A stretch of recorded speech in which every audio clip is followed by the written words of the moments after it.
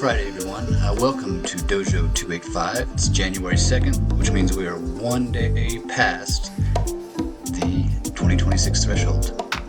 I hope everyone had a wonderful new year. I did, and I didn't celebrate the New Year's Eve, but I went to bed early to take my son to one of the bigger wrestling tournaments of the year yesterday, and it was very big. It's a very popular event, so we've all been enjoying the Christmas break.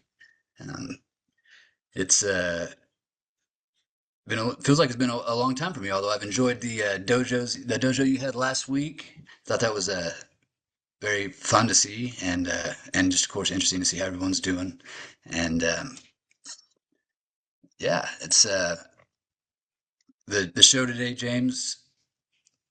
Just really moving and just right. I mean, everything you do is always you're very competent. But I just love the way you tend to intertwine anatomy and philosophy and psychology and mythology all together. It's what keeps me coming back. And Thanks. yeah, Yeah, it was really yes, exciting to dive into stuff like that. I honestly I never really put the connection together with the werewolf part, and I'm only just getting started. I had to uh, make the AI stay before Rome, and look at stuff there. I sort of was guessing that it all started in Rome, but it didn't. Uh, we were this way a long time before we even had the idea um, of Rome. And then when I when I finally I'm embarrassed at how many times I've tried to read the Epic of Gilgamesh and just could not understand it from just the story part. Like I mean, just I could read all the words, but I'm like as soon as I finished, I couldn't tell you what just happened. Like that's how confusing it was. I don't mean like it wasn't clear. You're just like so what happened again? And you just keep asking, and because it could be the just the way I learn, because there's certain things I just feel like I'm an idiot about because I can't follow certain things unless they're really explained in a certain way. It could be that. But today I was blown away at how many things sparked and clicked when I started to look at it through this idea of two psyches, not aware that they are two psyches. Even the horror of Babylon seems to be expressed because you have Ishtar appealing to Gilgamesh, but then you have Shamash appealing to it's I'm sorry, it's not Shamash, it's Shamar appealing to Enkidu. And that if you start these are four people, so you're already like so and then one appeals to Gilgamesh, but he denies her. The other appeals to Enkidu, but he denies her, but then is reminded of how important it was that she was there. And then there's this story of a destiny. One is destined to die, one is destined to live. And this is the story that it's going to be impossible for you to live in this world in a bimodal brain. One is going to have to become dominant, the other is going to have to recess.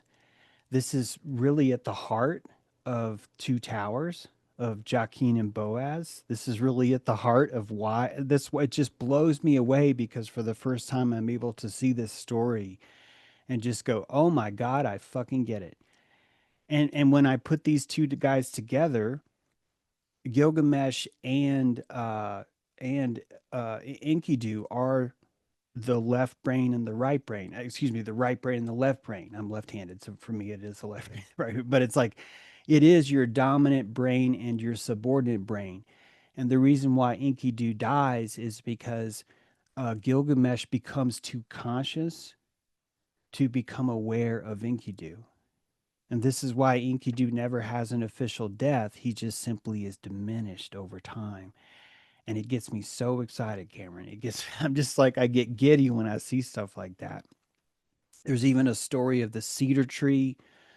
Cedars are known to be perfectly straight, by the way. So If you think about this as the axis mundi, the animistic mind had to see the world as part of themselves. Keep in mind, the psyche can't separate itself. So, if you're a part of the world has to have a center. It has to have some sort of navel because you're not the center. This is really at the heart of obviously the Omphalos. What began as the Oracle of Delphi is this. I don't mean to say obviously, I just don't want to bore you guys, but it's like this first primal stone that people started arguing over, and they called it the navel of the world. But we probably call it the navel of the world because we just kind of want to PG-13 what was really happening there. Because early on, to memorize a rock like that, you're going to need some sort of Hollywood, some sort of salacious form of entertainment for the brain to entrain that this is the center of the world. This could be violence. This could be eroticism. This could be probably the combination of both, right? Probably the culmination of how do we need to put an engram inside every single person's platonic brain. Think about it like that. The platonic solids, we need to implant an axis mundi, an experience that is stronger than every single other experience, not only they have, but anyone in their village could possibly imagine. That's all it takes. And if we do that, we're building a psyche without even knowing it. The psyche is allowing you to remember things longer. It's giving you the idea of a, hey, the sun came up yesterday. I fucking remember. Now you're in a world and you're trying to tell people that the sun's going to come up. And they have no idea what you're talking about. In fact, they're mad at you. They're angry at you for spreading lies, right? They're angry at you for wanting to assume that this is going to happen when you have no proof at all, when there's nothing you can do to prove. And you're claiming these sacred markings on these trees are somehow by you, that you somehow made those and you remember making those. Like if you think about it that way, you wouldn't even remember that you just carved something into a tree. And you were like that as a kid. You were like that. You would enter into states like that where you're like, wait, what did I do? Oh my God, look at this. This happened to me 3 hours ago. I'm like, looking in the kitchen. I'm like, oh my God, James, you gotta fix. So it's like it's this is more prevalent than we think, and I'm so freaking excited about this. Even Utnapishtim was. This is another thing always confused me about Gilgamesh because sometimes when you start to read it, you're like, well, how come Gilgamesh isn't in this book? And you keep reading about the ark, and you're like, where the fuck is Gilgamesh? And there is no Gilgamesh, and you're like, well, I thought Gilgamesh was the ark, and you're trying to understand it. And it's this other guy, Utnapishtim. Utnapishtim is just the man who remembers his sleep. He's the one who just remembers who he is. This is like, think about how different that would be to live in a world where, like, we're the only people that remember when we wake up in the morning who we were the day before. Like, I don't think we would feel sane, guys. Do you understand what I mean? We would be outnumbered, and just the sheer majority rule of it all would cause a kind of insanity. We'd be struggling, I think, much like schizophrenics struggle now. I think it's the same thing. You're looking at exactly the same phenomena. How we how we process the pain of remembering that we're mortal and that fertility is important. Even the idea that, well, we have to survive.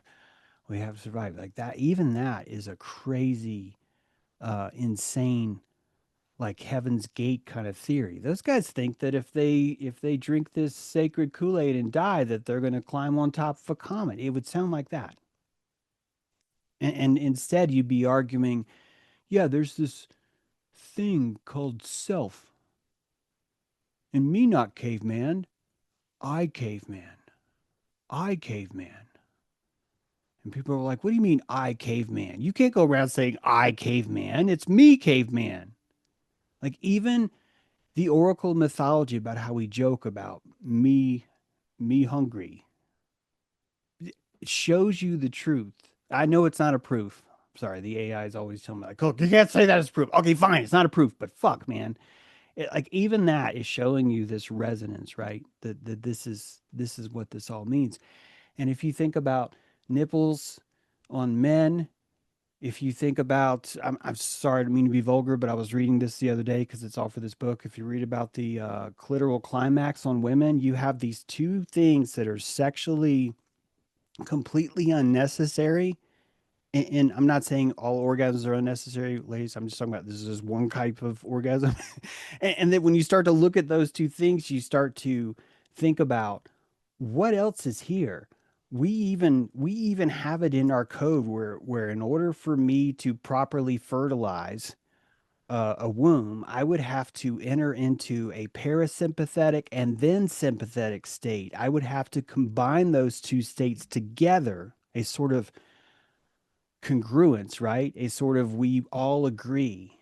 All of the sentience inside my body agrees that we should reproduce. And it's starting to hint that these things have functions well outside of fertility itself. We are the animism. We are the wolves of fertility. Does this make sense? We are living in an unconscious, I mean this in a good way. We're living in an unconscious state of consciousness, and it looks like fertility. It looks like modern capitalism. It looks like objectivity and majoritarianism. It's the axis mundi. Objectivism is that axis mundi. It is the most powerful limbic response that can force you to conform enough to insist that you will remember the next day the same thing that you did now. Ultimately, this is really at the heart of all slavery is your ability to remember the story from the day before, you know. I think that, yeah, the you were just talking about the caveman saying moving from me to I, and this speaks to this in a sense. I mean, I know we don't like to put too much stock in logic as this pathway to knowledge, and I agree with that. Although I think it's funny in grammar how me would be an object as far as its grammatical place in a sentence, whereas I is the subject, or I mean, but it's the agent. You know, it acts upon the object. So I do think that we that I mean, and that to me is just in the same way that uh, the story of Osiris or the story of Gilgamesh. I just you're the first person who's told me this, James, but I it's just so much utility in thinking about it as a blueprint of someone's blueprint of their own awakening. It's just it really just brings these stories to life. It's at the heart of cellular hallucination. It comes back to that theory of cellular hallucination because there's no way to not see the truth. We just have a Maya. We just have a best case painting, really, right? That ultimately underneath this is this oomph, this deeper truth that kind of knows what's going on, and that we're just getting lost in the details of our own painting, as we should, honestly. Like as we should. It's one thing for me to say I have an idea for a painting. It's quite another to say I'm going to become the art of creating this painting. Those are very very important modes, right? They're exclusionary, even though they're connected. They're very bicameral in the same way. They're two totally different lobes that are connecting through this corpus callosum, and that both are required. So yeah. Think of genius as something other than a high IQ. I think of it as a creative capacity, and I think that children are like just teeming. They're just with that notion, and I think that they, like the people who might take a take on a festival, like a I've got the word like, and I can't think of the festival, but yeah, or a moment where you can lose yourself in a moment of genius, and the kids kind of have that, and we can, like you said, I mean, through eroticism or violence, which both are involved in consummation, I would say. Uh, well, that's what I'm usually reaching for is that, and that's why art is so precious to me, or is it's just that a little space where I can lose myself in a project. And then, as you noted today, when you were trying to remember the title of your new short while you were live, the geniuses tendency to just move on to the next project, and to immerse themselves in that. As these primitive peoples in our old societies that we read about in our mythologies uh, were very capable of doing and loved the license to be able to act and then not have to carry the burden of that memory moving forward. I really loved the snake references you were talking about in Greece. You when you were talking about Native American culture were the first one to relate to me that Iroquois, or not the Iroquois, maybe it was Iroquois, but all these names were basically like pejorative Yeah, references like the to other Sioux. tribes. Yeah. Yeah, where they're calling everybody snakes basically. And as I've been doing a little studying over the holiday about some Greek culture, the snakes are just coming out of the woodwork. And so today, when you were talking about the Scythians, who were, that's a mythological vein that is still very mysterious to me, but it's been a mysterious vein that has held my interest for, 15 years now. To hear the Scythians say that they had to leave their land because the snakes were infiltrating. I see it as you say that as a peoples, but as the snake peoples, Yeah, and it's reptilians, right?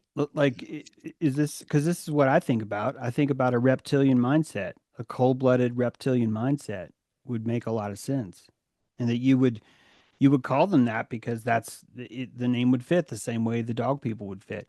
But it fits mythologically because the dog people would say, if you're learning a word, you don't know that the Roman word for outlaw is looper man. That's not exactly it, sorry, but it's like, if you hear wolf man and you're the Alex Jones of the ancient world, you're gonna fucking paint a picture of a dude with a wolf head. And anyone who sees that's gonna want that, right?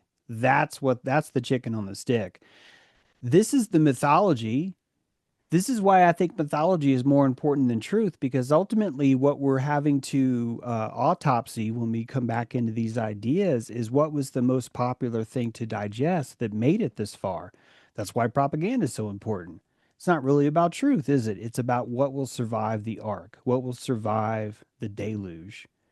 And the answer is not truth, it's mythology, Will, right? And this is putting us in a whole different territory. So yeah.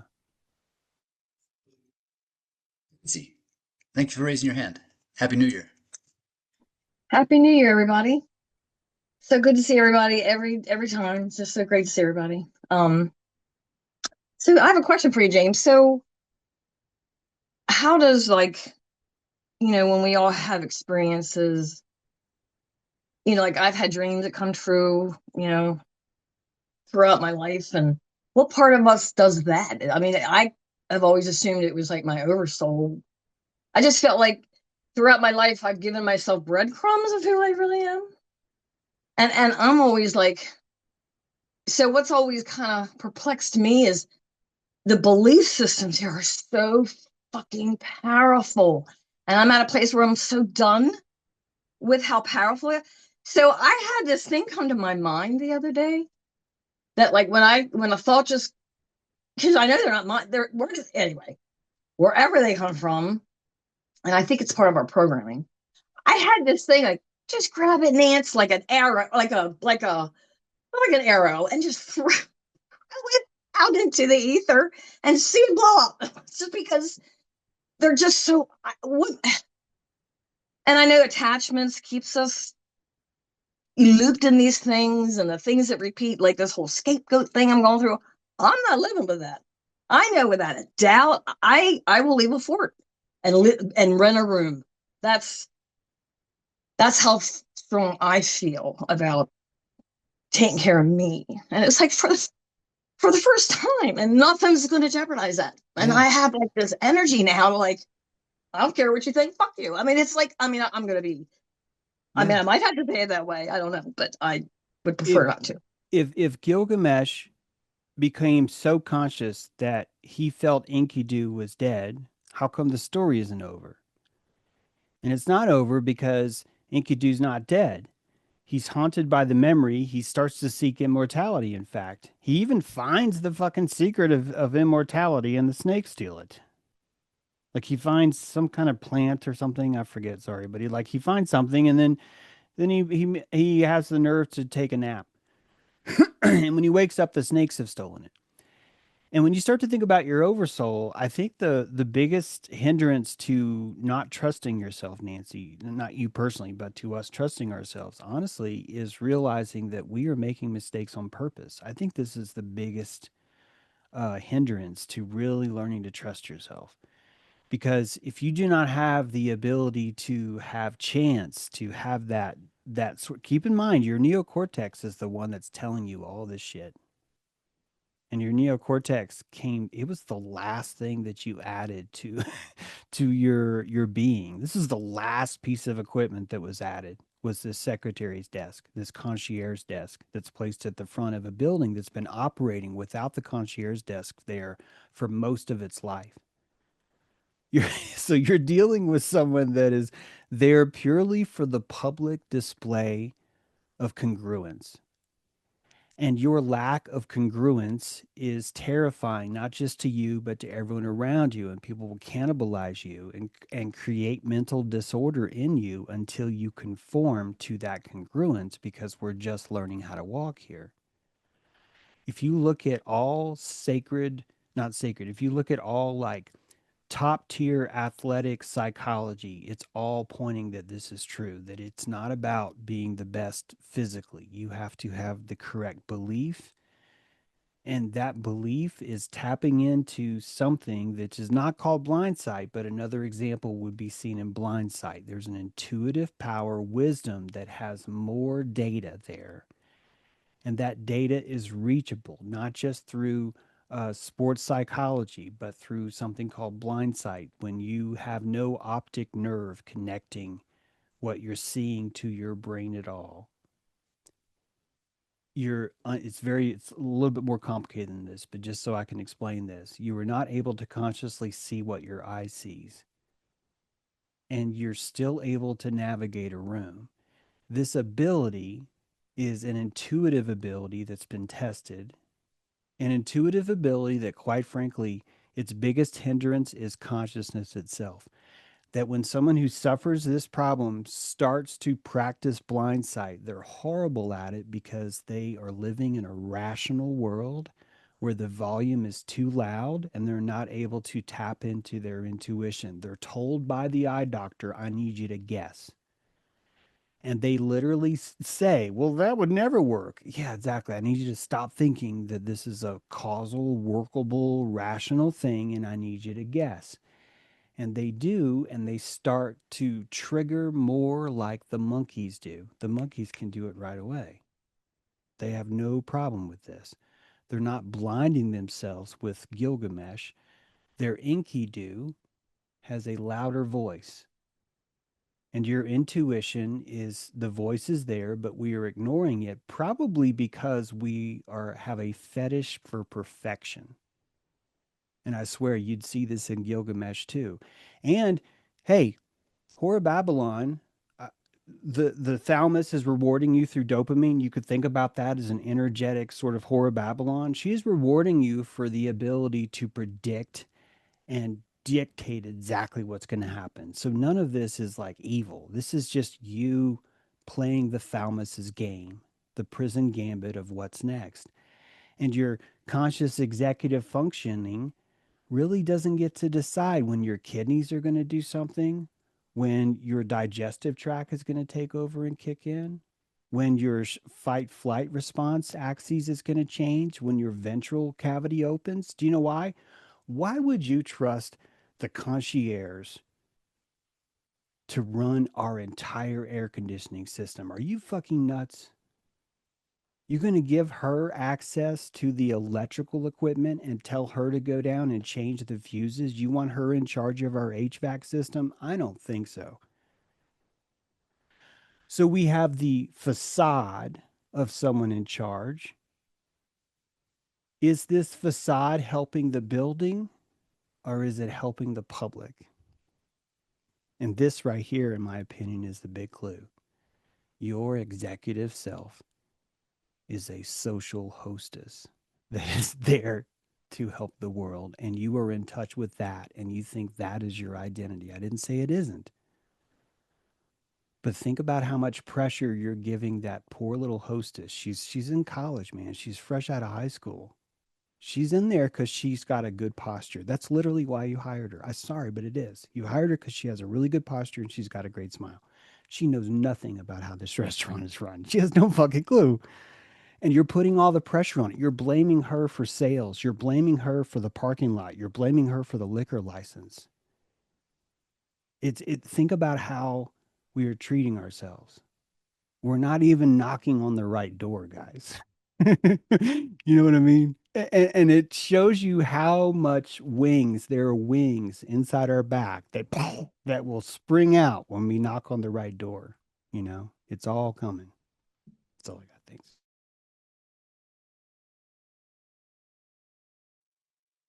So your share reminds me of some things that I have to work with also.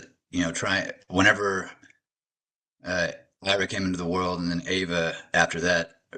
Well, actually, by the time Ava had come, I'd already kind of had to learn a little bit. But I really just my whole life, I thought I would just be a father at that point. But I've had to learn that I've had to also juggle these other identities of being a father, being a brother, being a cousin and a son-in-law, and all these other people, like you said, these powerful belief systems, they are so powerful, and we have to negotiate with that. And there was someone who came in here recently talking about how they felt entitled because they had more skin in the game than anybody else. And I, uh, if I'm going to even like exist and fight for those things that are of value to me, which is not, I don't feel in line with what most people are obsessed with. What I obsess with is something totally different. I don't, uh, and yet I have to, if I want to exist, I just have to coexist in this creative game, even if some people are not passionate and do not care about the same things I do. And that was all not very helpful, Nancy, but thank you for your share. And if anybody else has anything they'd like to say before I move to Lori about what Nancy shared.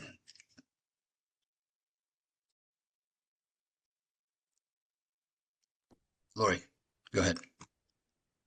I really related to Nancy's sharing about, I call it like spatial referencing. Like if I'm by myself, I can spatial reference. Like I can know when my parasympathetic, my sympathetic, I can kind of get into my body.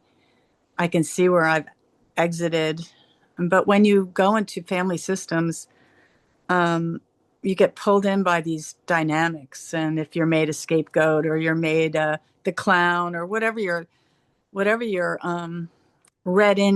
you're written into a script. And how do you write this script real time, like with your own spatial reference, you know? So I was kind of thinking, I had a question for James too. Like, I never heard of this Gilgamesh. Where does that from?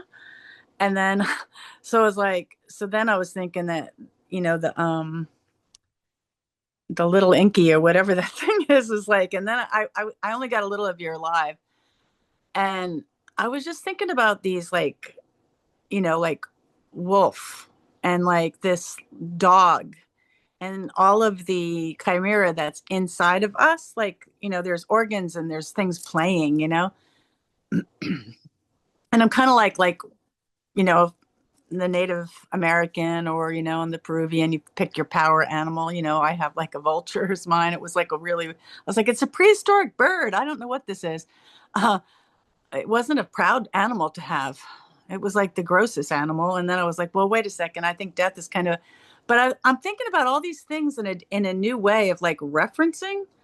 So I'm spatial referencing inside of myself. And then I'm spatial referencing with my family systems. And then I'm you know, I'm diving into a creativity. So I'm thinking about this creativity thing. So I was trying to do something while I was on here with you guys, and then I lost the needle. But I can do certain things when I'm listening intently. And actually, if I'm doing something, I can listen intently if I'm knitting or I'm stitching, but I cannot paint. I cannot put colors together. And I can't do certain things like a certain type of flow state I have to, it's just like I lose it and I go into whatever that state is. So I was just trying to think about this brain state. You know, you were talking about the towers and this concierge, and it's like, you know, like getting into that place of like, and then the blind sight, you know, that's the studies on these 8-year-old kids. And they teach them before they get to a certain age, 7 or 8, and they can see, and they blindfold them, and then they can see without their eyes. They can read and they can do everything. It's a little harder for adults to do the blind sight, but there's actually science and there's all kinds of stuff you can find online. It's fascinating to see the real truth about you can see without your eyes.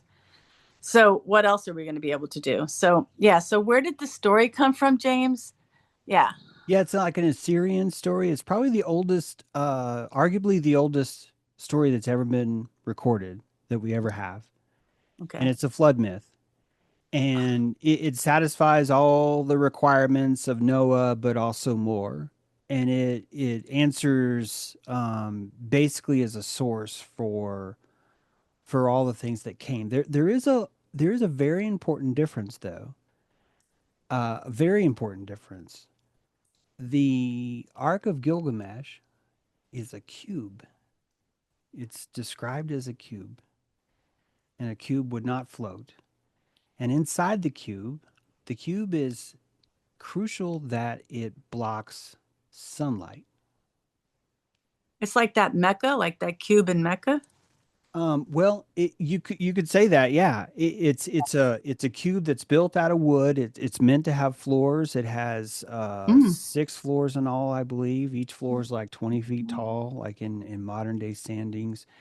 Each of these floors is primarily, if you read it, with sort of an open mind. But first of all, you realize right away there's no way this would float. A cube is not a buoyant shape. Secondly, it's meant to have a top and a bottom. But thirdly, the most crucial part of this thing is it's completely enclosed and protected from Shemesh, the Egyptian god of the sun. That it is the sun itself that would kill them. And this is why I think it's important to think about this as a survival myth through an apocalypse, through an apocalyptic civilization, a sleep, but on a much more profound scale. And so when you look at a species that, let's say that everything that you've been taught about evolution is like legit, but it's not a creation story. First of all, it's not a creation story. So I'm just saying you don't have to swallow that. But if you think about that, the cerebellum needed about 250 million years to get as smart as it did, while your conscious self only needed about 35,000. Like who you are now. Your concierge only needed about 35,000 years, actually less, probably more like 6,000. And that the reason why we suddenly went from a verbal culture into a written culture, and then suddenly right after that, we switched our calendar from a DC mode into an AC mode, and we started to have multiple axis mundis around. And then you have the war over religion itself. You're just starting to see the underpinnings of a psyche or a consciousness or a concierge developing on top of a system that, quite frankly, has had to learn to survive through much longer, broader circumstances than little old you, no offense, could ever possibly imagine. And that is the meta intelligence below you. So your stem cells are told, hey, do you want to be a kidney? If you do, you can join this larger organism, this esophagus. You just go see him. He's going to love you. You guys are going to get along great. And so your stem cells start to say, hey, we are the people of the kidneys. We would like to work with you. And he's like, well, what can you do for me? It's like, we have bile. It's like, give me something better. Then you negotiate with these other systems, but really all you're doing is you have a corporation, a living entity of cells that have agreed to co-opt an identity and remember that identity every transcription, and they don't change. Even though they're pleomorphic, they've decided to adopt this religion, and that these people co-opt with a larger state because the larger state gives them a stronger sense of their identity precisely because kidneys have a use now. By you having a use, You get to wake up and go, I gotta whistle while I work, gonna go to the mines and do my thing. This is how you remember, right? You're keeping it in your executive loop. I have to clean out this. Look, this guy drinks a lot. We have a mission. And so now you have an identity because you're kidneying yourself. This is ultimately all a cell is a tuned religious dogma that's been inserted into the nucleus that's recorded in its DNA as, hey, maybe try and remember this tomorrow. And ultimately, what really gives it the emphasis is the ribosomes, the ribbon of history on the nucleus is sort of like an old cassette tape of what worked last.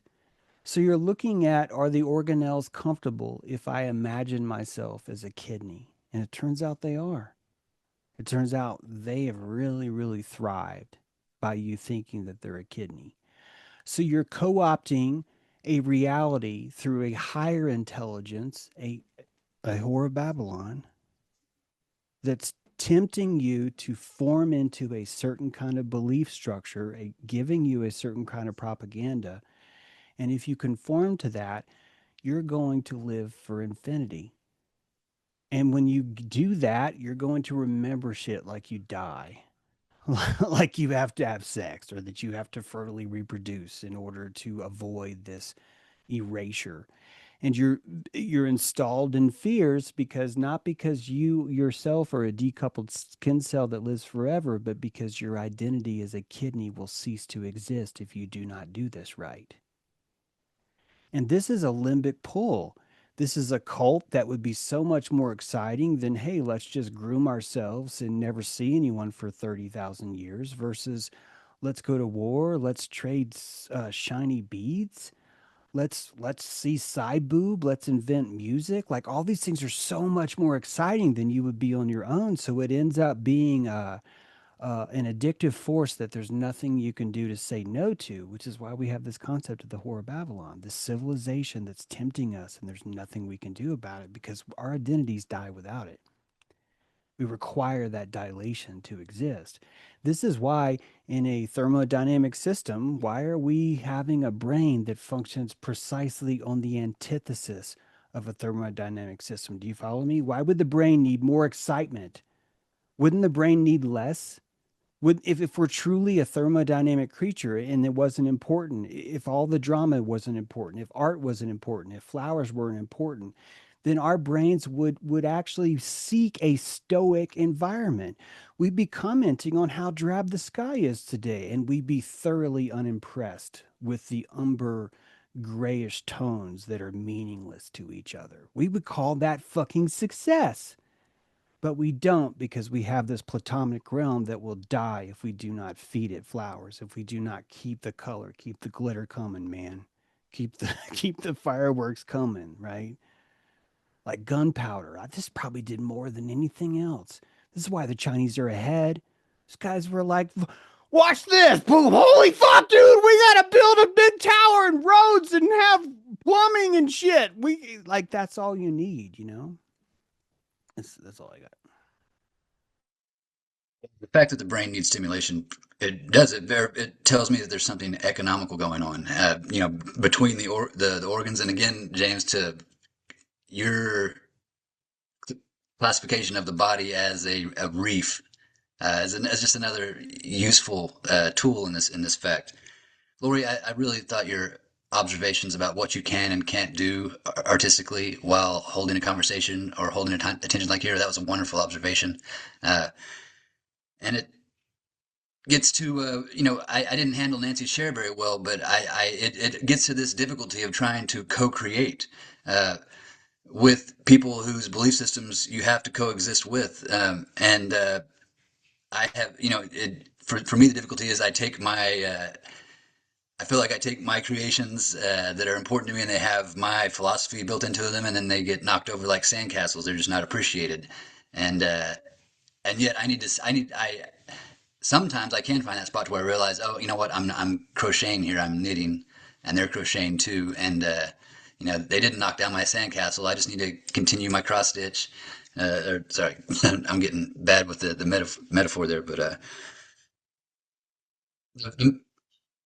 And James, it also speaks to if you end up pursuing Gilgamesh further, which I don't know, your word is good with me, and I have a little experience in that subject, but I'm interested how you will be able to fare trying to co-create with academia, who have their almost encyclopedic approach to Gilgamesh, the way that they talk about, like most of what I read about it, the story doesn't come alive for me, and I thought the reason it didn't make sense is because it was disjointed, because it was just fragments.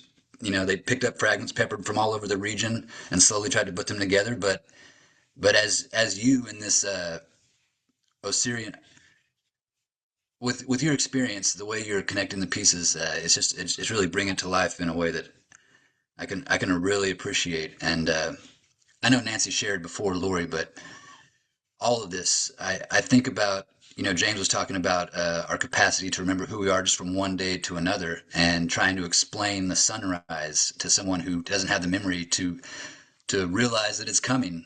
That your memory is going to make you look prescient. It's going to make you look like you have foreknowledge of what's to come, and in a sense, it kind of does. And it makes me wonder, Nancy. I say all that because since you mentioned your dreams, your prescient dreams about your future self, and I'm trying to rectify, or I'm trying to find a way to make sense of that in my belief system. I've experienced those things also, but I also in my belief system, uh, I work. There's a lot of illusory aspects in my belief system, and I wonder about how you managed to get on top of the greater body in those dreams as a kid, and for them to strike and to still hang with you today. It's very powerful stuff. Um, More powerful than stuff, actually. Mary Jo, thank you for raising your hand. Go ahead. Hi. So I think it's kind of difficult to be around. Like we just had Christmas, and as far as belief systems, sometimes I feel like people just look at me like I'm crazy, and I'm like, well, I kind of don't care. I mean, if I go out for a walk and I see a rock and somebody painted a heart on it, I'm like, that's my dad saying hi to me. Like I just instantly knew that. And and like my sister just rolls her eyes, and I'm like, well, I don't care if you don't want to live in a world like that. I do, you know. And and so, you know, I'd rather be crazy than uh whatever that other is. So anyway, the Epic of Gilgamesh, when James was talking about that cube that doesn't float, it just, I had this image in my head of these sigils like on all the sides of it. And I don't know, I didn't know that that was a cube, so that's fascinating. But anyway, I think this, if there are sigils on it, I think it would be like the angels in the garden that say you can't come back. You have to go, you have to keep going that way. You can't come back to, you can't go back to a state. You have to go to another state, Yeah. like a forward projection. Yeah. In fact, there's a sort of a struggle in the story where honestly there's a war against going forward, and then an acceptance of going forward, but under a new context, and then uh, also a death in the result of moving forward. That's why it's such a confusing myth, because on one hand, see, half the people say Gilgamesh loved his partner Enkidu, that he loved him, but then others will say no, he hated him. They fought forever. So now you have a myth where they are best friends that fight forever, and that this is a struggle of being bound together in a kind of slavery to each other, and the conscious movement into and out of that. But in both cases, both of them have a love-hate relationship with the consort, where they're rebelling against the idea of having to let go of the Mm. old world and embracing this new kind of understanding. The idea that you see the rock as your father is, I think, more a product of consciousness itself, and that someone is venting against that because they do not want to absorb that much limbic input from the environment. They don't want to breathe in that kind of deep connection that you have. That And so makes sense. they reject the serendipity because Mhm. it's too much drug. It's too much heroin. It's like, whoa, whoa, whoa, whoa, whoa. Let's settle down. This is too much fudge. I want less intensity in my reality. And so we tend to cling to the objective group. And this is why I think the group will always kind of be the weakest link. I don't even mean that in a detrimental way, but it's just if you look at it, it's the most comfortable way of absorbing reality. This is why it's kind of a football reality where, well, there's the Bills and there's the Redskins, and you buy a ticket and everything is simple because it's been reduced to the most comfortable limbic level that everyone can still have furniture in the room. What I mean is everyone can still kind of relate to. So you have to be in the room with someone where you can connect to entities, to psyche, to identity that is outside the scope of the physical world, but also share the space with other organs inside of your reef that do not do that and would never do that and think you're fucking crazy for doing that. This is a vital part of the reef, right? Some fish are skittish, some are barracuda. And so you have the same relationship with that. And truly, I think at the heart of all this is just this objective fascism. I really think that's the perfect word for it, that we're just seeing. It's almost like an inflammation, a non-parasympathetic response to a world that if we could digest more, we would be able to eat, absorb information. I say eat things, but in more of a conscious way to Mhm. absorb the world. But we're still living in a world where some of us cannot, and some of us would see that as death if they did. And we need those people because they're our kidneys. They they do stuff that help us, right? That So makes sense. this is really the psyche of the reef, isn't it? Like if you Yeah. think about it, your reef psychology is your psychology with the world. And this is exactly the same kind of trick that you would fall for if you were living inside of your nucleus and built a world outside of your nucleus that still was not in the body itself. And you would see, I think, from a cellular level, you being in the nucleus, you imagine what's inside of your cytoskeleton. This is Mhm. still your cell, Mhm. but because it's not the nucleus, you get to think of it as not you. And ultimately, this seems to be some sort of hollow chamber, like a holodeck, where we broadcast what we think the world is because it's exactly the mixture between us and the world itself. And it's all powered by ion chained logic gates. Gates of logic that we get to set that say, hey, only allow an exosome to come in if it is this, but not this, but only on Tuesday, and only if I feel good. And that you're in charge of those logic gates the same way you get to see the rock and connect to your father while your sister or sibling or whatever doesn't do the same. It's Mhm. all showing you the intricacy of the logic gates, but we are in such a fear mode of being right and wrong. That's the inflammation that we're unable to process that comfortably and really sink into our reef, I think, and find Yeah. our cockpit. That makes so much sense. Thank you. So can I just say, Mary Jo, a few days ago, I had a deliberate moment with Gaia, and just feeling her and thanking just everything for everything, all of it. Mhm. And I had to go out and do errands, and I got to my car, and right outside my door was a freaking stem of like 12 beautiful mums, maybe, but Mhm. the real big ones, like the real, they kind of almost look like a small when you see like a fireworks, Yeah. Mhm. and I looked down, I'm like, thank you, Kyle. I knew Kyle just left Yeah. me these fresh flowers. And it Uh-huh. was like confirmation. And I'm like, I'm the only one that gets that. That is so great that I'm the only one that can, like, I can share it thankfully with you guys. And you're not going to think I'm like, and that's okay too. I'm like getting more okay with people. I know that. I mean, they already know I'm kind of weird because they come to me with weird shit, like weird experiences. That's who they come to. Nancy, Me too. just happened the other day. Yep. And I'm like, yeah, that was real. Absolutely, that was real. Anyway, so I get to have those funny. I do it every day. So I'm just Yeah. hearing, experiencing connections and symbiosis, I guess, with just. Yeah, that's beautiful. And I want you to know, you shared something recently about vitriol from sharing. I have it every freaking time. If I spontaneously share, you'll Mhm. notice I won't share.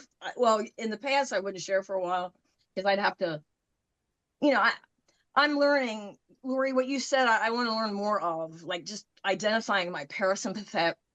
I mean, I get it. I just feel like it's just like right now, maybe it's because of the energies. I'm just staying in my heart. It's like my mind's going, now I'm like cryptically talking. um, but no, I really appreciate you, Mary Jo. And I just wanted you to know I still get like a lot of vitriol, but now I'm starting to like not care, which is a really forward thing for me. I'm not having that kind of fear or that kind of insecurity. So that feels really good. Yeah. Just One could argue that epiphysis and ecstasy would be exactly what normal consciousness should feel like. If you consider how many cells are in your body, all the power that they're producing, it would be quite normal for you to feel that way all the time. Seriously, just like all the time. And that truly what's holding us back is our parasympathetic. I'm talking about a parasympathetic, like sort of a one we haven't found yet, maybe, or maybe most of us haven't found yet, that we might accidentally come across if the music's just right, or if the skin tactile touch is just right, or if the planets are aligned, whatever have you. But that ultimately there is a much even deeper state that we probably spent 100,000 years not even knowing we had a parasympathetic system, not even being able to really tap into something like that except for like a temporary level. Like if you think about dogs that have trouble eating, you could easily equate this to a parasympathetic. They're afraid to enter into parasympathetic state and stay there long enough to digest. So they're gulping their food, they're swallowing it instantly because they know this is their most vulnerable, that when they're in digestive state, they're the most vulnerable. And that truly this would be at the heart of social anxiety too. Because if you're going to connect, your antlers are going to have to be open. And if your antlers are going to have to be open, you are vulnerable to me and I am vulnerable to you. So it would make sense that things like communication would be some of the last lessons that we would learn before we're deeply ready to even come back and talk to ourselves. Because keep in mind, we discovered this is a theory, I admit it, but I bet you that we only discovered our parasympathetic state through the social construct, which means we've been rewarding the society for a parasympathetic relationship with ourselves. And we've never actually checked in and said, wow, I spent the last 3 days just painting alone, and holy fuck, I've never had a better time. My God, I feel so relaxed. I'm so in touch with everything. I've been talking to my ancestors. All these things are so much clearer now because I have this relationship with myself, but we're not anywhere close to the point where a majority of us, and that really is a powerful force, is even going to give credit to something like that to the individual. It's always going to come back to the group, right? This has come through in legitimacy. I don't want to hear your band unless everyone's heard it. I don't want to read your book unless everyone's read it. I don't want to hear your idea unless someone else has had it, things like that. Or even more importantly, sorry, I know what you said is brilliant, but we need to wait and look for a dead guy. So can you find a dead guy that said it? Because we'll praise him, because that's an easier way for us to have this relationship with ourselves. Clinton, I realize your hand's up. I just want to show people, and I didn't mean to interrupt you, Nancy. I just wanted you guys to really quickly see this. I just accidentally hit share. This is the arc this is Unapishtu's arc, 200 feet in length, width and height. Excuse me, it was 7 floors, not 6. And it's tower shaped. And this is compared to what we would call the Noah's Ark. Keep in mind, guys, the Oracle mythology still works on Noah's Ark, because if you remember the episode on genetic winding, it has a 3-to-5 ratio where the genes they actually move 3 times for every 5. It's fascinating how close that is. In fact, now I'm freaking out because this even looks like a bicameral mind. The way, if you look at these two creatures, the way they're kind of married to each other. So yeah, I'm tripping out over this. I really am. Thanks. Hey, Clinton. Happy New Year. Go ahead. Good to see you, by the way. How you doing, guys? This a few weeks ago, I think Lori, you said something about not wanting to share your secrets with everybody, or not having to have to explain your secrets. And I think the whole like group idea or the fanaticism that we kind of have as humans takes away from the singular or the personal identity. And so, well, first of all, James, I love it when you get into this type of stuff, when you can take these myths and apply them to our evolution and our mind, and how, you know, that cube would be consciousness. And I was thinking, as like we say that like these ancient humans couldn't be as advanced as we were, but I think if we got so advanced that we knew we needed to start writing on stone tablets and making huge megalithic structures all over, because the proof disappears. And so the work we do for ourselves as a werewolf in the shadows, nobody wants to know that. You can't even talk to the people about that because you were a beast when you were doing it. You were in like pure flow state, which is just reacting to nature. Like the moon made you come out of the group and be who you are. And so it's compelling to think about. I was not interested in most of this shit till I would hear you kind of like bring it at an angle where it would go into my brain. Because I guess it's propagandized, and it's kind of like keeps you from being on a quest to learn. And as soon as you come up with an idea that makes sense or resonates, they kill that person or burn them, right? Or they need to be dead, and it had to be written. So I don't really have much to say. It's just, this is a beautiful topic, and to think that it is just how to remember how to be, you know, and the most of this is like programming, or they pave the roads so that we go that way, not to make it an easier trip. They're just going to tax us after they do it. So we're a weird species because we trust that the teachers are teaching us right, you know, and I don't necessarily know that we should trust as much as we do. At least we should trust ourselves more and not the group, because normally you have a better compass or a better guiding light than anyone you're going to ask a question to, I think, you know. I think it's even trickier because ultimately you really have to trust the unconscious more. Like what I mean is before you come online, I would argue that we were much wiser. I just like ultimately for what was bringing us into the direction, right, of being awakened, we were naturally guessing correctly the same way the monkey does, right? Yeah, So the because it like, idea of transforming into a wolf and cannibalizing each other is giving you a kind of protein that you will not find anywhere around, like anywhere else around. And as sick as that sounds, it literally would be the one thing that your brain directly needs to prometheize itself into consciousness, right? right, like Cameron was saying, that like the kids still have the genius, and like Lori was touching on the psi abilities, and we all have this like window of vision we can see without our eyes, that you just need to locate it. And so it's like, it's amazing to think that I lost it all in that. But what did you just say, James? Well, if this is sort of continuing with it, if you think about Blindsight, this is actually just one way of bypassing. There's an ancient olfactory, I mean, an ancient visionary optic pathway that we don't even use anymore. That connects our eyes through an old, but there's still efferent nerves in there. There's still Right. information Okay. moving on So in there.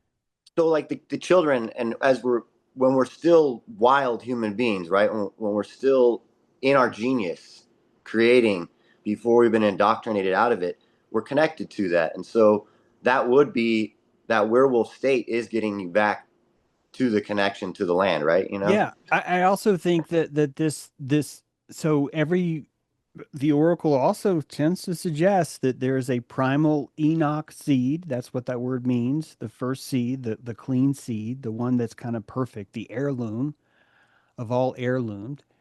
And that, by the way, light cone stuff, cellular memory, all of Michael Levin really reemphasizes this as being totally true. That built into the architecture of your cellular self is a deep intelligence that the computations have been done a long time ago.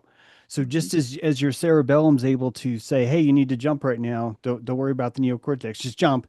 That's built in because the computation has been done a long time ago. This is how causalists are explaining how this works, by the way, that they're arguing that nothing's been created out of the blue. We're simply tapping into ancient memories that have been compressed. Here's where this really hits. They've been compressed over time, and we've forgotten how much wisdom is there, but the compression is showing its way through. It's a polyfucking phonic wisdom, and we're only aware of one note because our consciousness is tapping into that wisdom. So the other wisdoms are there, but we're purposely suppressing that shit, man, because we are insisting it has to be causally, consciously caused by us through a litmus of politics, of gender, of modern society, of fucking which continent you're born on. All those loyalties are stripped away because you enter into amnesia, because you go into that state where of the wolf, of the werewolf, which is probably why we have such a romance for it, because it's absolutely necessary, right? It's similar to the ninja costume when you're the kid. You know, it allows you to make believe till it's there. You know, somebody's got to make the shit up. All right. Clinton, you said, I think you started off by saying that the arc of Gilgamesh reminded you of consciousness. And for me, it almost reminds me of what we've locked away from consciousness, which is probably just reiterating what you guys are saying. But I think Socrates came way after Gilgamesh, way after Osiris and everybody. But I used to hear him naysay that. I didn't hear him. I've read where he naysays the written word for its what it does to memory and what it does. And the written words are deaf and dumb. He would joke, you can't ask them questions; they don't give you answers back. But we need the written word. I mean, it would take all day to just orally recite Epic or Homer's Epic. Every day, like we had to write that away. And so when I look at that arc, I almost see that same relationship where we've had to automate all of these organic functions within the system. And everyone here in this group tends to show favor and want to get back to an animistic state to where maybe could be conscious of everything that's going on in the body, but then there's no agency left. I mean, that's your entire agency is immersed in the innumerable functions and the innumerable experiences that are happening in this body. My kidneys, when they have something to say, that means something's really wrong. I haven't been listening for a long time, but yeah, thank you. That's a wonderful share, Clinton, and yeah, I love what you were discussing, everyone about the arc there. Lori, go ahead. Well, I wanted to share. I think that the murmurations or the bird tribe awakening, this level of a collective when you get out and you know that you're symbiotic, and then you start to like listen to bird or you become bird. I don't think I want to know everything about animism, Cameron, really. I don't want to know like that my organ, I want it to have the level of being able to say I live in the eternal now, and the materium is, 1% of I believe consciousness is primary. So I think you can maybe tap into different, these, like a hive mind, like when you really listen to bees, you sit there and you really listen to bees, you can become the bees, you can become the birds. It's just a different way of being in this eternal now. And I was thinking about this manifestation thing and like, I wanted to ask Nancy, when she was in that state of this connection to Gaia, like I was walking the Camino and I had this experience of like I was praying, I was having a really hard day, and I'm like, show me a sign, show me a sign. I don't know if Mary Jo, you had that. It's like you're looking for a sign or the sign shows up and then you get proof. But I'm always kind of like questioning my place sometimes, and I'm like, where's the sign? And this person comes down, like the flower comes in, and it's like it was this big. The mom was this big. He had one flower. He said, this is for you, in Spanish. And I was like, that to me, when you have an experience like that and you've asked for it, it's like there's a connection that you can make that you can't make in this materium, and the A plus B. And I was thinking that we're going into a new code, and the code is light. Everything is light. So like Walter Russell, I've been listening to his book, The Universal One, or the something about, he's amazing scientist back in, 1700s. But, he did a periodic table that is actually a spiral with the lightest element being on top and the heaviest element. It's an amazing thing to think that everything is light. And so I'm kind of like the light code, or like we went from these, computers that were like punch cards, and now we're in like fiber optic. So I'm thinking in our brains are going to have this, like, you'll be able to turn on your bird brain or your wolf brain. I mean, all of it's part of the chimeras that we are. So that's all I got. I feel like it's almost a popular notion to say that the rainbow is illusory. I don't know, like I don't feel like anyone, but I feel like I've heard people say that, and that it's I'm with you absolutely 100%, Lori. That and I feel like Michael Levin, since he was brought up recently, has also believes this, or he's suggested this as well, that every energy we see, in all the forms, every aspect of our sensorium, it's taking in the same energy, or it's taking in the same source. It's the same source. It's just we learn to distinguish between these input, or this data, in different ways. I don't know the purpose of that, and I can't articulate it the way that uh, I think Michael Levin did when I witnessed it once. But If you consider Levin in this one simple way, I think it's really easy. The concept of a bilipid barrier is everything to consciousness. A bilipid barrier is lipids that have formulated a magnetic cohesion towards each other. And a bilipid layer is basically a membrane in which all the water inside is separated from all the water outside. And that this is how you would understand any network, any sandbox network on uh, a universal machine. Is you if you most of our websites now, there's a think of it as one single computer, and that the resources are shared between all these different hallucinating websites that are insisting that they are the domain, that they are the place where you go, and that it allows you all to exist in one time and space where memory is allocated and destroyed by nothing more than the opening or the closing of a bilipid layer. That's it. That's the only intelligence you need. And once you separate the water, it becomes its own identity. And now, when you start to look at Genesis, you're like, holy fuck. You're separating the waters from the waters, which means you're giving each side of the water its own identity.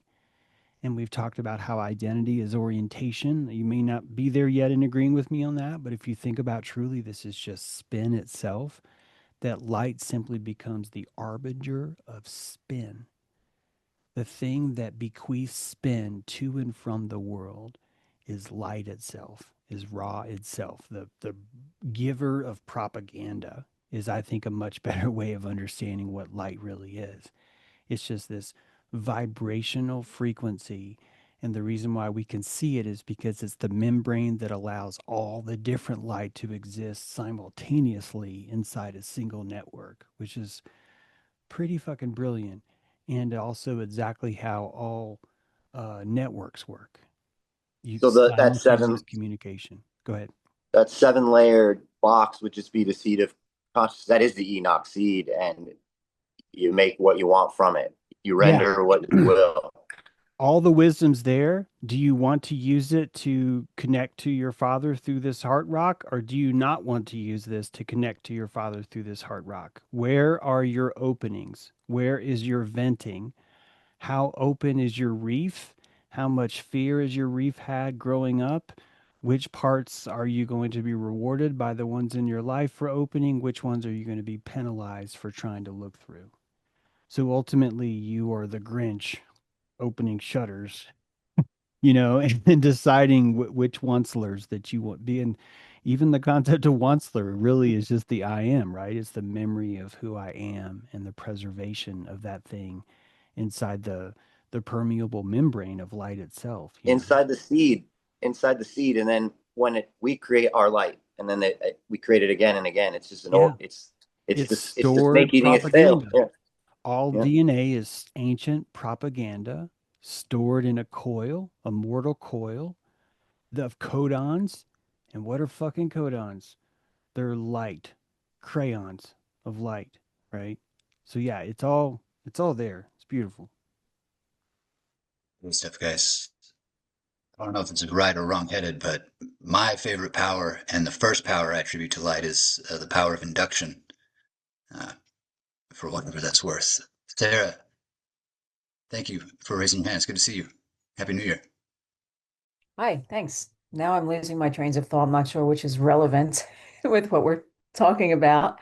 Was thinking about how we need to rely more on our own intuition, that the knowledge that we're receiving is this external propaganda. Um, Whereas once upon a time when we lived in small groups of tribes or villages, then that village in itself and the leaders had the knowledge was an ancestral knowledge that was carried on.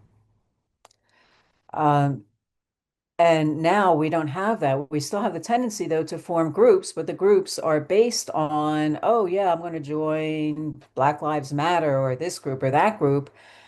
And the knowledge that we have is, to me, artificially introduced to us so that we have to withdraw into this individual. It's double edged. It's the the way we're set up with all of these cultures now coming together and spread out in someplace like the United States is we've lost our small group ancestral knowledge often and have taken on instead the knowledge that's and identities that are introduced, whether it's country, um, local politics, and all of this. I'm not sure I'm losing my thought. Um, and then I was thinking of perhaps the way we have AI now is when we lived in small ethnic groups with our ancestral knowledge, that was our AI. I think of AI now as instead of two heads are better than one, a billion or whatever the whole population is that's feeding into this is better than one because it's not its own thought. It's in a gathering of all the data of all of us, of all cultures and all experiences, individuals and group, and whatever's out there to be the data collected. That's one thought process. Real And quick another, on that, do you mind if yes, I say something on that? Because you always drop sure, really good thoughts, but there's like room for in between for that.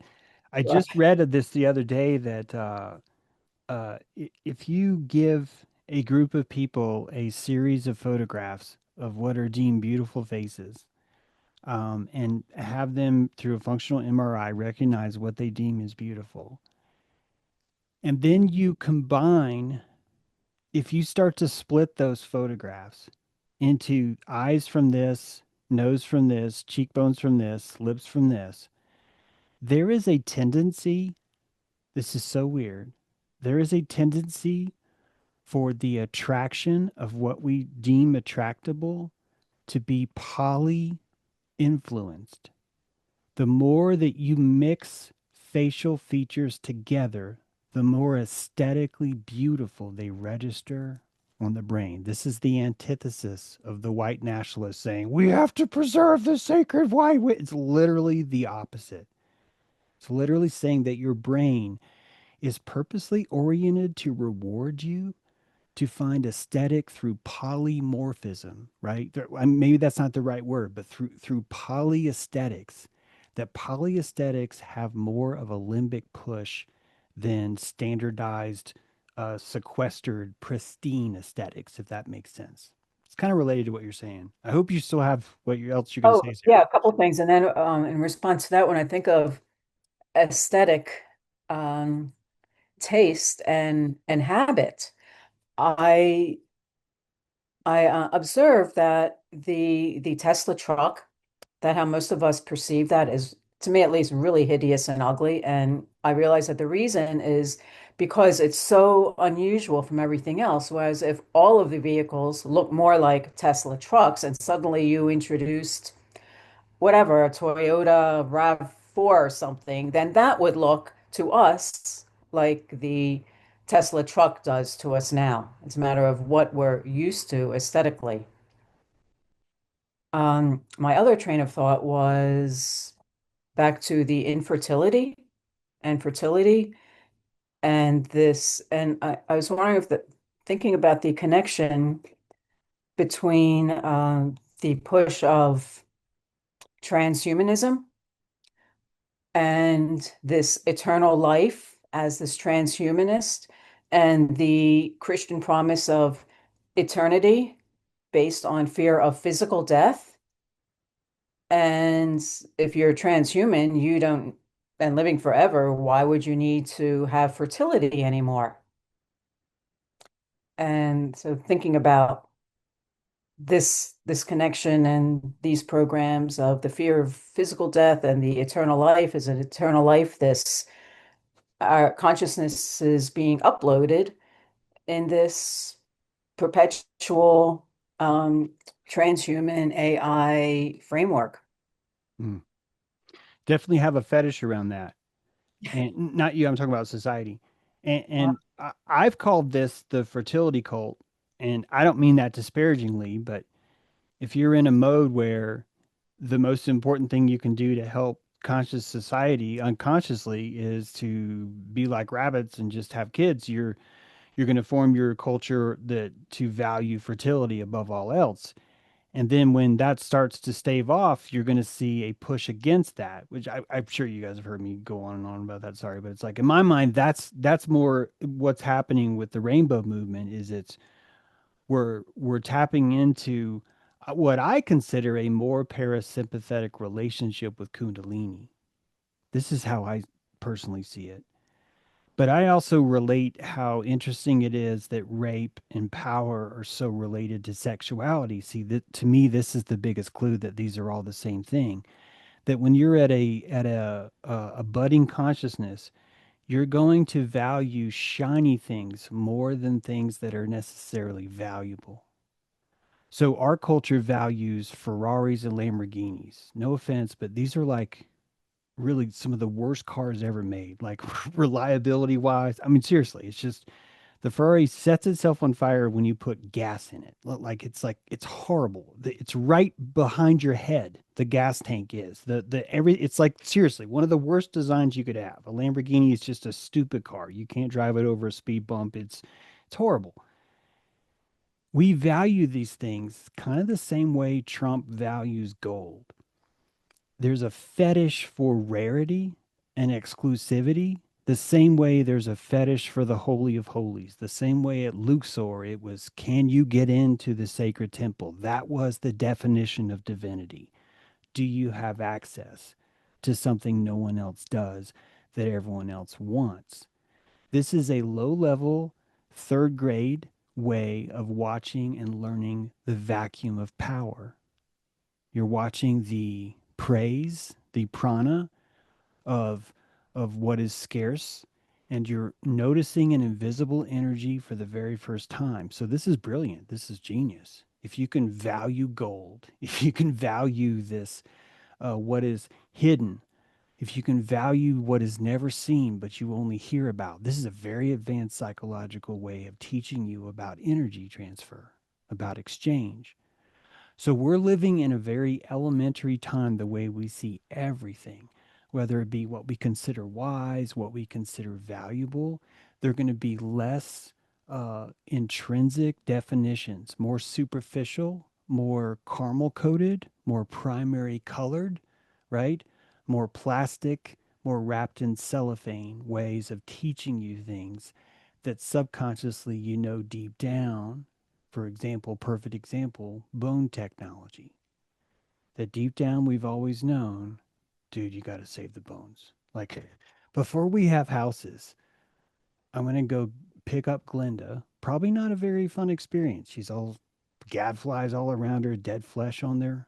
I'm going to pick up Glinda. I'm going to wrap her in this cloth. I'm going to put it in a box. And even though it's a lot more to carry, we're going to carry this around. That's a huge, expensive thought. Like there's a reason for that. Bringing the bones of his father out of Egypt. Yeah, this is a battery. It's a battery. It's a living memory. It's a just like if we didn't have writing, we'd have to go find the clan of Shakespeare, and that's all they do all day is get up and say, out, out, damn spot, and just repeat, repeat, repeat, repeat. We'd have to find them to hear Shakespeare. So you were looking at a culture that is doing its most desperateness to invent some sort of temporal wealth, some kind of pride, but not egotistical, but still egotistical, but not like too egotistical, not purely trusting in government, but like sort of trusting in government, where we bunk things by default, but not debunk them later. This is all giving you the clues about the psychology, about where we're at, not just on discernment, but ultimately where our cosmology is. It's still co-opted to a centralized place that gives us something that we are unable to build ourselves fully. And when we do, it scares everyone. People freak out. Just like in Rome, we're going to have to meet in secret. We're going to be called girly girls. We're going to be defamed as donkey children. No shit. This is what happened in Rome to the Christians. It's like all these things, you're going to be told all these things about you because you were trying to think differently and pull the psyche into yourself because you are more motivated by your own shame than you are by the public disgust of honestly a bunch of orgy fuckers that are running around practicing pedophilia all the time. Look at what's happening now. How is this not breeding the exact same conscious, healthy growth? Right now, when all our world leaders, I'm telling you, I just wrote about this, but do you have any idea how fucking great Donald Trump has made America since that fucktard has been in office? When you look at it this way, like there is no more doubt that you are your only ally in this government. Like no one gets to argue that anymore. And this was ultimately how you weaned someone off of the milk of consciousness into the milk of themselves, right? Into that same sort of self-sustaining kind of power. So this is just going to keep coming. Transhumanism would seem to be absolutely necessary, I think, in order to get us here. And I get it. That's fucking horrible. People are like, "What the fuck?" I get it, but this is always looks this way. It always looks like it's horrible. The answer always looks like this one lone cleric in the woods that no one likes that's telling you, "I think it's gonna look like this," and it's always gonna look that hideous. I swear to fuck, it's always gonna look hideous. It has to. It wouldn't look any other way because if it didn't, we wouldn't be doing it. We'd just be there. We'd be there with Lemuria reading each other's minds. We don't want to read each other's minds. We're fucking sickos. This is how we feel about ourselves, which is why we don't want to read each other's minds yet, you know? We don't want our minds read. I don't want my mind read. Do you know why? Because I've seen how people treat me when I show them what's on my mind. I swear to you, this is the only fucking reason why. Because when I was 7, I was like, hey, bastard sounds like a good word. No, it's not. You cannot go around thinking bastard's a good word. Right? This is why. It's not because I'm ashamed of myself. I know it feels that way. That's not it. You're looking at a fascism. I am not ashamed. I keep showing people and I keep getting penalized for it. That's why. That's the only fucking reason why. I swear. Mm. That- Right on, I, James. Go ahead, I Clinton. think that the transhumanism thing is that maybe it will lead us to accountability, because what just went off in my head was that if you live forever, there's no purpose in heaven and hell. And so we'd have to treat this place like the garden. And people, I mean, it just makes no sense. Are you going to live forever as an asshole and kill everyone that's not as like needy and wanting to just consume everything? We we have a we might have to get to a place where we wouldn't it would suck, because we would no longer be able to appreciate, like, just what Lori was saying, being bored or sitting still and creating. We're going to be so mechanistic, but we already are, I guess, with the machine and how it works. That's what we're always talking about, is how do we get to the flow state and create a better place. But I that freaks me out to think that all these religious people who are counting on this afterlife for all their joy, you know, and to not ever get there, and you Well, have to make it here. here's the fucking gospel, like literally the definition of gospel. Here's the good news. We already solved this a long time ago. You need to start thinking like Shamu. What if Orca purposely, consciously chose to live in an animistic world where every breath they took was its own fucking life? And that they consciously saw, I'm going to take this breath, I'm going to go down, I'm going to fuck with some fish, I'm going to eat a sea turtle, I'm going to fuck with a shark, and then that's going to be my life. And when I come back up, that life is over. You and I are doing that now. We're terrified of not living forever, but we've been living forever the whole fucking time. None of you came online last Wednesday, okay? You didn't do it. This concept of old soul only is valid when you think about how long were you conscious of yourself. This is what old soul really means. All of you are the same fucking age. You're all the same age. You grew under different rocks. Some of them had more slime than others, and you really got screwed because you didn't have enough slime. And the entire world's telling you you're lucky. And really, it's because you got to stay unconscious longer, because you got to cheat code longer, because you got to just let unconsciousness guide you in that way. You were woken up by force. I'm sorry. It just happened by force. And it happened naturally because you naturally came here to be there. But when you start to look at things this way, our problem with immortality has already been solved. We knew I don't want to be an asshole for the rest of my life. We invented genetic death. We fucking invented that. This is how fucking brilliant we are, because we can live forever while not screwing it up. We can live forever because we know, don't worry, the worst this ego is going to do is get elected fucking president and invade Venezuela and just rape a bunch of people. Like, that's probably the worst it's going to get away with, because it only has an 80-year-long shelf life. This is probably why we live as long as we do.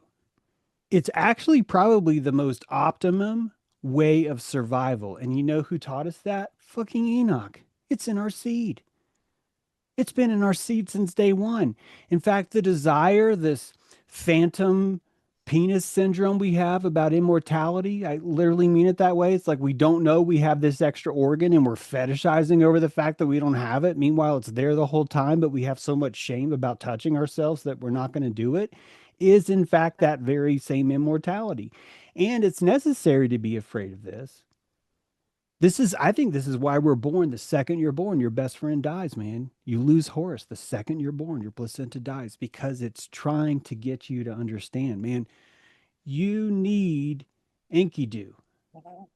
You need to tap into the animized, invisible lobe that you think is fucking dead. It's not dead, it's on the horizon. That's why his name's Horus, not Dedus. It's not fucking Dedus. It's Horus, right? He's on the other horizon, listening through a can that has a string, right? A silver cord touching you. And you can talk to it, but you got to shut the fuck up. You got to digest. You got to trust the world, right? And until the fascism, I can feel my back releasing just saying that. Until all of that tension, all that cortisol goes, our rib cages aren't listening, are they? Like, that's a cathedral. It's not a cage. That's a cathedral. It's a bone resonator. Freaking amazing, man. So we've already solved all this stuff. Well, we're at the time to end. I'd say I'm a little bit of a Luddite when it comes to the impending technocracy, or I have been classically, or I mean, when I came to the group. But the technocratic word is that data is the new oil, and I think that does, in this interesting way, make a life out of every breath. I've been worried about how we're going to handle UBI. Not because I think that it's impossible. I already believe that the petrodollar is based on mostly illusory things, but I think that that shows me a way. Like they could parse every breath and make a life, make a fuel out of that. James, before I close this out, I just want you to go ahead.